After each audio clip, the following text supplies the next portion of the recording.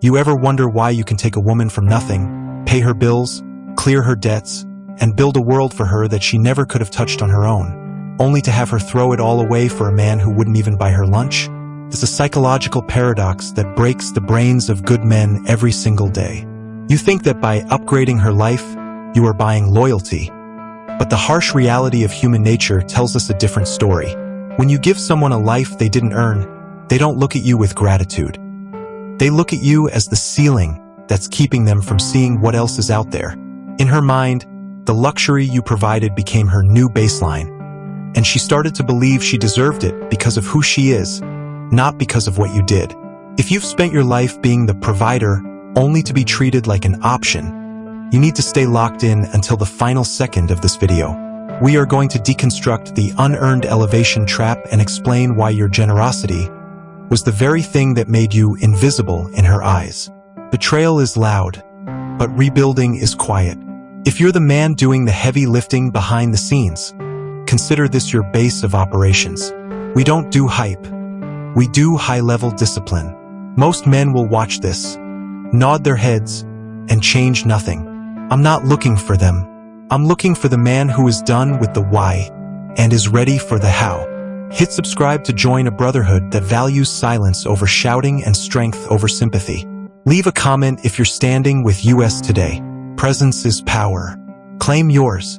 The most dangerous lie a man can believe is that comfort creates commitment. We see this cycle repeat in the data of thousands of failed unions. A man works himself to the bone to provide a lifestyle that is 10 levels above where he found her. He thinks he's building a fortress of safety, but psychologically, he's actually creating an identity crisis for his partner. When she didn't have to struggle to get to the mountaintop, she doesn't respect the climb. She starts to feel a strange sense of boredom that she misinterprets as neglect. Because she didn't sweat for the house, the cars, or the travel, those things have no weight in her soul.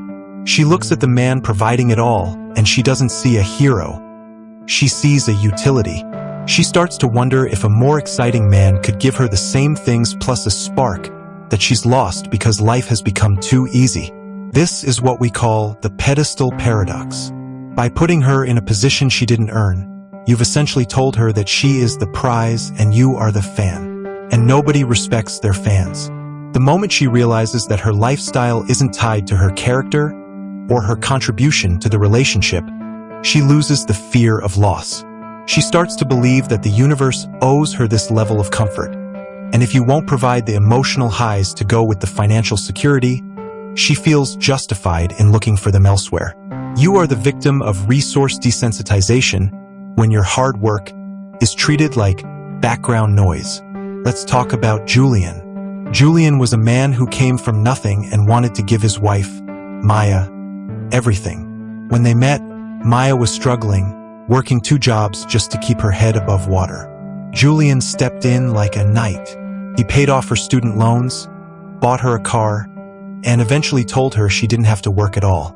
He built a custom home, took her on 3 international vacations a year, and made sure she never had to lift a finger. He thought he was winning. Julian is the loser in our story because he engaged in character erasure. He didn't realize that by removing all the resistance from Maya's life, he was also removing her respect for him. Maya didn't spend her days being thankful.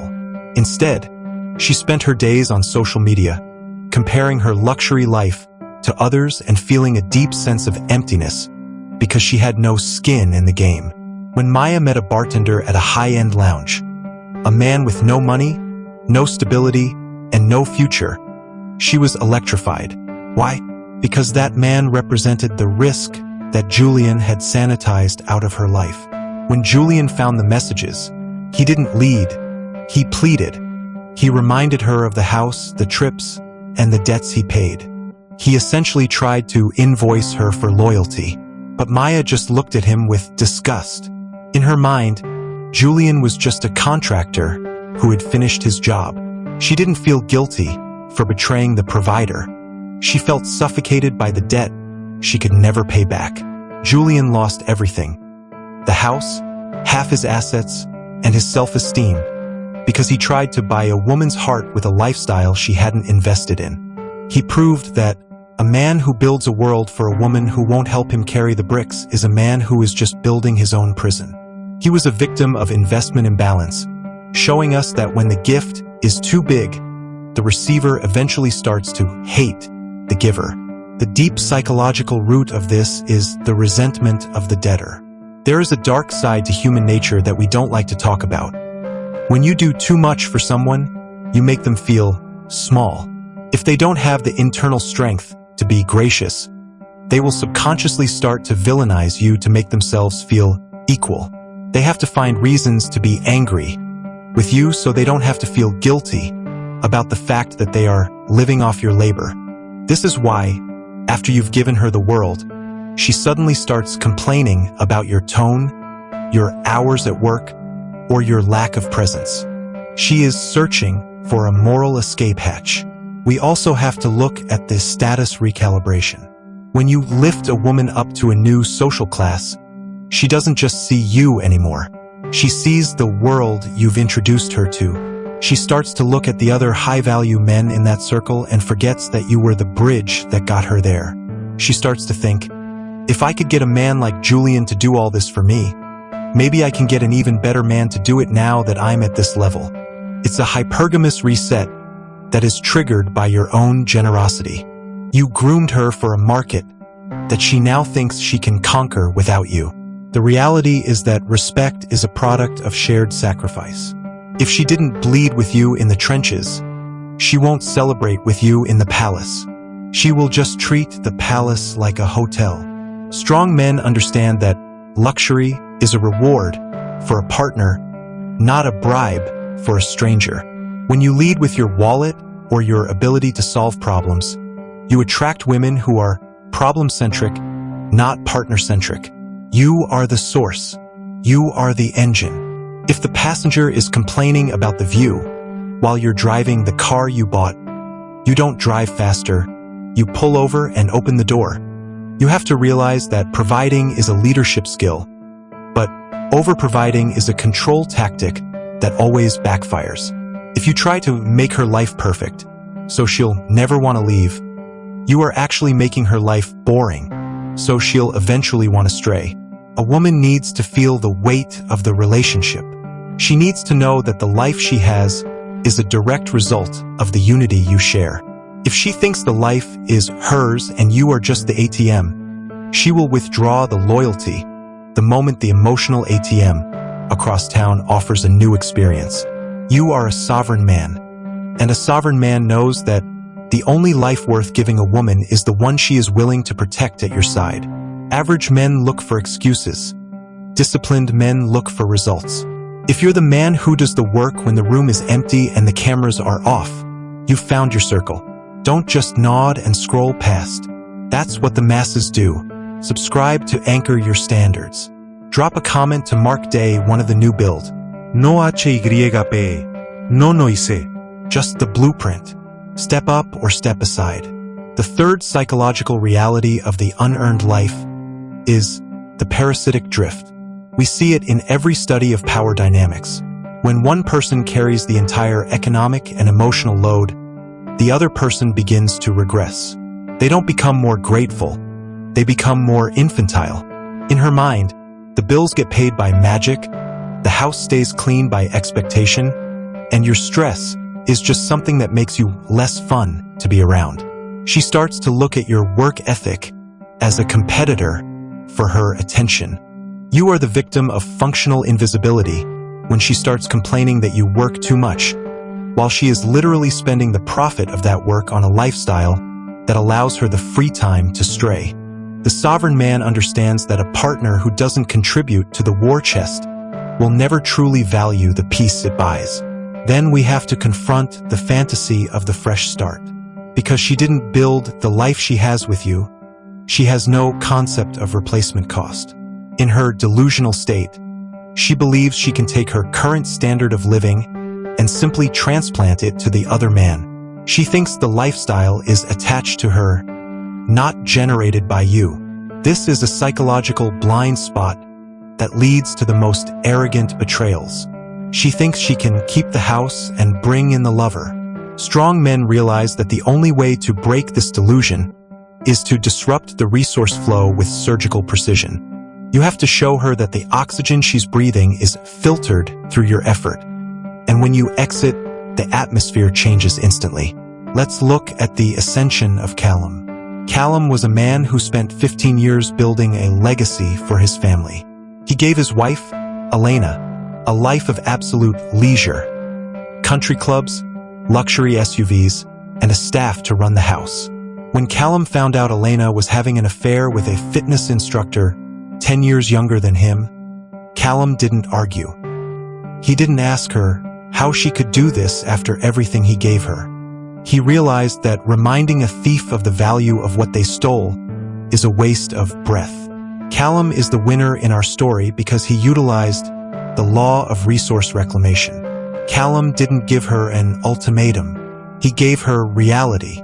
Within 48 hours of his discovery, Callum had separated the finances, canceled the joint cards, and initiated a legal strategy that protected the assets he had built long before she arrived. When Elena realized the luxury tap had been turned off, her passion for the other man evaporated. Why? Because that passion was funded by Callum's peace. She needed Callum's stability to afford her chaos. Callum won because he stayed sovereign. He told her, "You didn't earn the right to betray me on my dime. You want a new life? Go build it from scratch." Callum won because he realized that a man's wealth and success are his armor. And you never hand your shield to the enemy just because she cries. He moved into a penthouse that was off limits to her, doubled his investment portfolio, and restored his frame. He stayed sovereign because he realized that the only thing more attractive than a man who can build a kingdom is a man who can burn the bridge to it to protect his honor. He didn't beg for loyalty. He withdrew the funding for disloyalty. He became a master of strategic de-escalation, proving that the strongest man is the one who values the source more than the recipient. He didn't lose a wife. He reclaimed a fortune.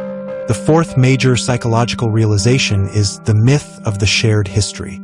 When you've given her everything, you think your years of service will protect you. But psychological patterns show that entitlement has no memory. She isn't thinking about the sacrifices you made in 2018. She is thinking about the boredom she feels in 2026. Strong men never audit the past to justify the future. They look at the current state of the asset. If the asset is toxic, they divest. They know that history isn't a reason to stay. It's just a record of what you've already paid. Furthermore, we must address the sovereignty of the self-funded future. Behavioral observations suggest that the greatest revenge is showing a woman that your success was never about her. It was about you. When you take back your energy, your life usually explodes with new growth. You realize that the life she didn't earn was actually a weight you were dragging uphill. When you cut the rope, you sprint. The final realization is that her betrayal is the receipt for your education. You paid a high price to learn that loyalty cannot be purchased with comfort. You learned that a woman needs to invest her own effort into the relationship to value it. From now on, you don't give a life, you build one together, where every brick she stands on is a brick she helped lay. You are the source. You are the engine. The reality is that a man who provides everything for a woman who provides nothing is just financing his own replacement. Behavioral observations suggest that hunger is the mother of respect. If she never hungers for your approval because you give it for free, she will eventually despise you. You are the value. If the receiver has vandalized the gift, you stop the shipment. I have a smart question for the men who have the sovereign fortitude to finish this analysis on unearned elevation. If you were running a company and you had an employee who showed up late, stole from the register, and badmouthed the boss, would you give them a raise and a company car to make them happy? Or would you escort them to the door and change the security codes? You are the company. Your love is the salary. The cheater is the employee. Stop paying for disrespect. Drop a comment below and tell the Brotherhood, what was the one luxury or convenience you gave her that she used against you during the betrayal? Was it the free time you bought her, the car you paid for, or the social status you provided? How did it feel the first day you took that power back? Share your moment of reclamation. Your refusal to be a sponsor for betrayal might be the wake-up call a brother needs to close the account and start the new build. Let's build the Council of Sovereign Men together. If you're still watching, you didn't just hear this, you felt it. That tells me you're done with the noise and ready for the signal. Men who choose this path don't have to walk it in the dark. Subscribe to Stand in the Ranks with US.